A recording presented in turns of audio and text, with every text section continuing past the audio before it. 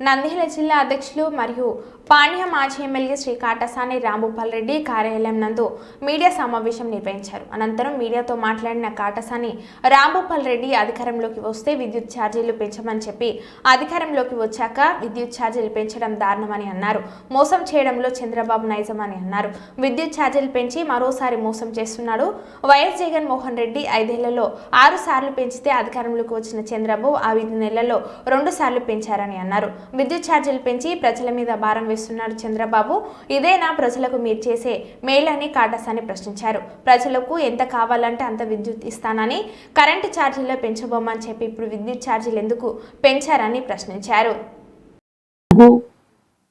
1.27 చొప్పున నవంబర్ నెల నుంచి వసూలు చేసే విధంగా తాజా ఛార్జీలతో కలిపి జనవరి నుంచి యూనిట్కు 2.19 అంటే అదనంగా మనం ఇప్పుడు కట్టేదానికంటే అదనంగా ప్రతి ఒక్క గృహదారుడు కానీ ప్రతి ఒక్కరు కూడా ఈ డబ్బులు కట్టాల్సిన పరిస్థితి ఉంది. అంతకుముందు మనం గతంలో 6,072 కోట్లు తాజాగా వసూలు చేస్తున్న దానికి 9,412 కోట్లు కలిపితే మొత్తం చంద్రబాబు నాయుడు ప్రభుత్వం 15,480 కోట్లు ప్రజల మీద భారం వేయడం జరుగుతుంది.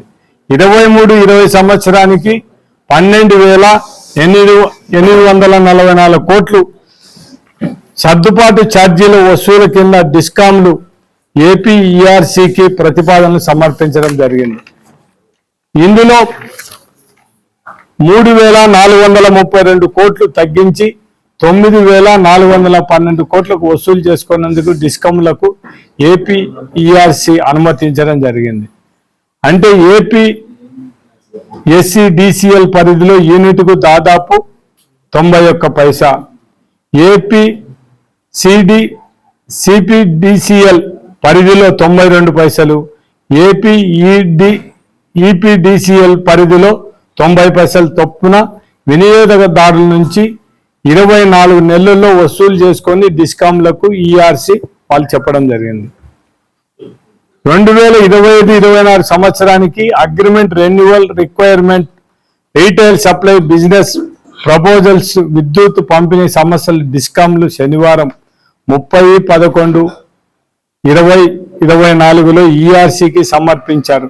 ఈ పరిధిలోని నివేదికలోని డిస్కాంలు సిఎండీలు ఏపీఈఆర్సీ ముందు హాజరు కానున్నారు. చంద్రబాబు నాయుడు ఎలక్షన్ల ముందర నేను ఎటువంటి పరిస్థితిలో జగన్మోహన్ రెడ్డి కరెంటు బిల్లులు పెంచినాడు, నేను పెంచను, అవసరం అనుకుంటే కరెంటు ఛార్జీలు తగ్గిస్తాను కానీ మీకు పెంచే ప్రసక్తే లేదని ఊరు వాడ అంతా కూడా చెప్పడం జరిగింది. కానీ ఈరోజు చేసింది ఏంటో ఒక్కసారి అదే చంద్రబాబు నాయుడు పులివెందుల్లో కడపలో టీడీపీ మహానాడులో చెప్పడం జరిగింది.